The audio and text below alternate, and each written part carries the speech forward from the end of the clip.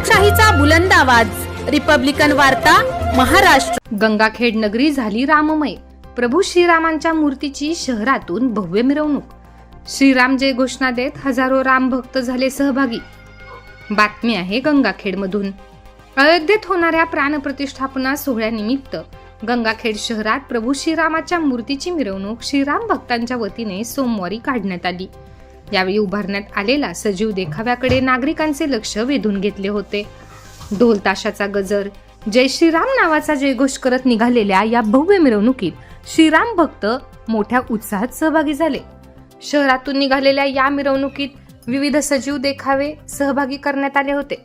हनुमानाचा भव्य असा देखावा सादर करण्यात आला। वाहनात श्रीराम, सीता, लक्ष्मण, हनुमान यांची वेशभूषा केलेल्या चिमुकल्याकडे सर्वांचे लक्ष वेधून घेतले होते।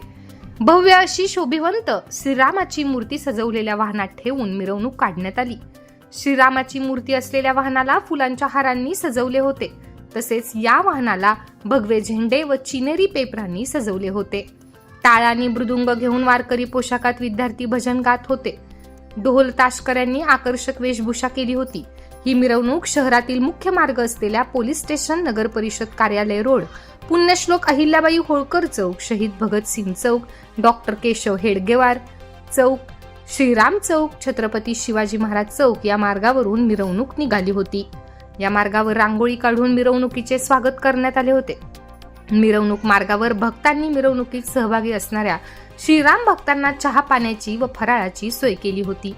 ही मिरवणूक छत्रपती शिवाजी महाराज चौकातील भगवती मंदिर येथे सांगता करण्यात आली। यात व्यापारी, राजकीय पक्षाचे नेते, सामाजिक कार्यकर्ते, नागरिक, महिला, बाल आदींनी सहभाग घेतला।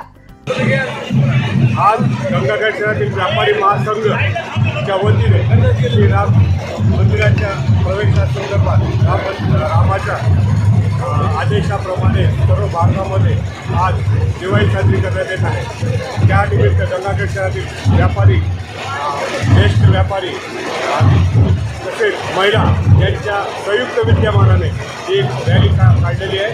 12:10 भगवती मंदिरामध्ये रॅलीचं विसर्जन होईल। त्या ठिकाणी आरती होईल।